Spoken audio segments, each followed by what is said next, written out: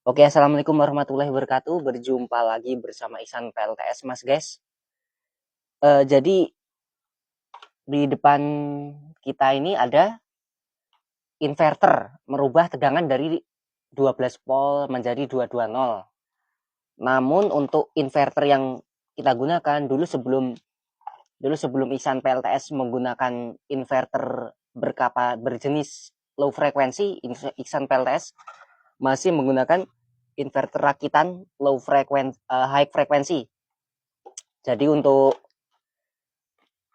tegangan yang digunakan sistem high frekuensi ini 12 volt. Ini dulu bekas sistem UPS Mas guys. Jadi kita lepas dan kita rakit menjadi seperti ini.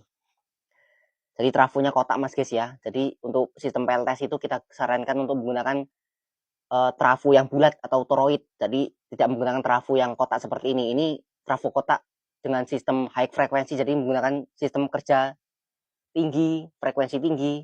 Itu tidak disarankan, ya bisa Mas guys, tapi tidak disarankan, bagusnya menggunakan sistem kerja low frekuensi, karena low frekuensi itu lebih handal Mas guys ya. Untuk Ihsan PLTS yang kita install untuk saat ini, sistem inverternya berkapasitas 1000 watt 24 volt DC, dan untuk sistemnya pun ini masih 12 volt DC. Sistem untuk yang lebih bagus itu harusnya di atas 12 volt DC. Semakin tinggi tegangan akan semakin efisien. Jadi untuk sistem PLTS itu ada sistem 12 volt, kemudian ada 24 volt, kemudian ada 36 volt, kemudian ada lagi sistem 48 volt DC. Nah, yang digunakan ini sistemnya 12 volt DC dengan daya maksimum 450 watt atau 450 VA.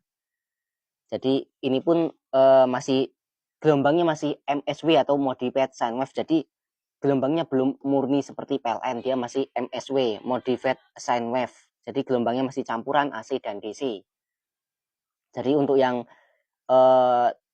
trapo low frekuensi itu biasanya sudah menggunakan jenis gelombang pure sine wave atau gelombang yang murni PLN. Nah, jadi di sini ada inputannya Mas guys, ada inputannya 12 volt DC, kemudian di sini ada outputnya 220 volt DC.